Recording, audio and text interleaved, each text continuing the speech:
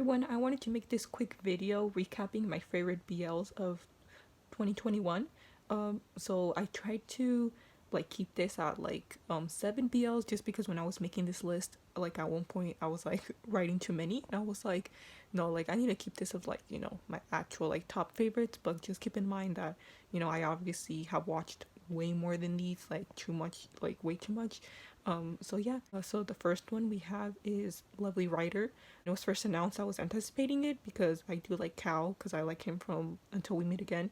So I was really looking forward to this drama, and I didn't think it would be one of my favorites, but it did ended up being that way. I just liked how you can tell it was very different compared to other BLs.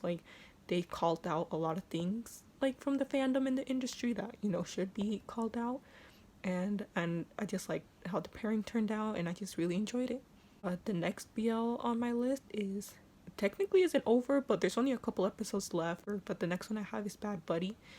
This one I was ever since last December, or at the end of the year last year when GMMTV were announcing its shows for the upcoming year. This one was on my radar. I know it's already been done in the past, the whole kind of enemies to lovers trope. But I just found this one, they actually pulled it off compared to other shows who try to do it, but then it ends up not being doesn't turn out that good. But I just like how this show is pulling it off, and I also love Om and Nanon's chemistry both in the show, but especially outside of the show. I watched so many videos of them, interviews and all the videos they've done, and they're so you can tell they're just the bestest friends, and they just want the best for each other, and I just really love that. Next one on my list is Light on Me. This one I kind of already knew it was going to be one of my first favorites just because of all the Korean BLs that have come out. I think everyone's critique of all the Korean BLs that had come out is that they were super short. It's only 10-minute episodes. So when this show was announced, that it would be 16 episodes, it was obviously the longest Korean BL to actually be announced. I already knew that it actually had a chance to very explain more things and show more things, where the other BLs, I loved all the other Korean BLs, I love them, but when they're that short, it's really hard to develop a lot of these characters. So I really like to show how it actually had the time to develop these characters and show more things because they had double the episodes as a usual Korean BL. And yeah, I just really like the dynamic of all the characters interacting, and yeah, I really really enjoyed it.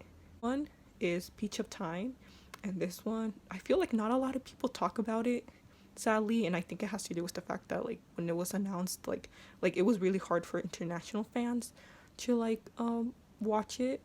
You basically had to look up links. It wasn't as accessible compared to other BLs, so I feel that's why it kind of hindered it, so not a lot of people watched it. But I just I liked how they actually pulled off the the Thai and Korean collaboration, so I really liked that, and also anticipating it because Jimmy was in it, and even though he wasn't paired up with Tommy, they were still both in the show. And then I really liked Yuno's character, and then also the plot twist of him, of that he was actually a ghost. I was not expecting that at all. I didn't think it was going to be that type of show, so that plot twist really caught me, and I just really enjoyed it. The next BL is We Best Love, Number One for You.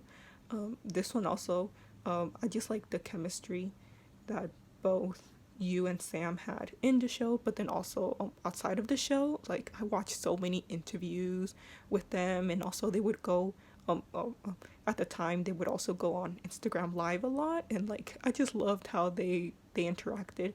And yeah, this one was also one of the few shows that I think that pulled off well the whole they weren't enemies, but the whole similar enemies to lovers type of trope, and I really enjoyed it. But yeah, I only have Number One for You on here. I don't have Fighting Mr. Second, just because I personally didn't really like season 2 as much as season 1. But yeah, I mean, I still liked it, but season 1 was I feel this happens with a lot of BLs. Season 1 ends up being the better of of the two if they end up making like a sequel type thing. Second to last of my favorite BL from this list is one that just recently ended. It's Keita Hatsukoi, or also I think it has like different names. I know one of them is My Love Mix Up and Vanishing My First Love. But this one, as you know, every time Japan releases a BL, it always ends up being a hit. So when this one came out, I was already like my standards were already very high, and they did not disappoint. I love how in this one, same thing. I love the two main characters. They're especially Aoki. He is like the most adorable character. Like, oh my god, he was just like the cutest. And then I also really liked how in this one, like the girl character, like in this case Hashimoto, she was definitely not one of those who was like trying to ruin the relationship. As we know, that's like super common in BLs, especially in Thai BLs. So they always have to portray like the girl characters as like the mean ones. But in this case, in this show, obviously she wasn't like a mean character at all. So that's always a plus whenever there is a BL that does not portray the female characters as the bad ones. So I obviously appreciated that. But yeah, I just liked the entire cast, and yeah, it was definitely one of my favorite shows. And then last but not least, uh, I have Word of Honor. I know it's technically not a BL because a lot of these shows similar to like The Untamed, it's supposed to be like a bromance type thing, but I'm still counting it regardless. But yeah, Word of Honor was one of those shows that I did not think was gonna be one of my like favorites. Like, I was obviously like looking forward to watching it because I kind of knew that was similar to The Untamed, which is also one of my favorite shows. But I didn't think it would like low key surpass The Untamed for me. Like, I like absolutely loved it. I loved the chemistry also between the two characters. I really liked the whole storyline, and I not only like the two main leads, but also like the rest of the supporting cast. Like, but especially the last two episodes, I don't think I had ever cried that much in a while. Like, oh my god, like, yeah, this show was like really amazing. And just like the chemistry between the two main leads, like at some points I was like, how did they even get past censorship? Because I watch like explanation videos on YouTube, and they're like, yeah, they went like deep in some of these lines. uh but yeah, I decided to include it even though it's not technically BL. But I still wanted to include it. And I also loved watching the two main leads. They would also go on like variety shows. They were just like very hilarious, and yeah, I enjoyed it a lot.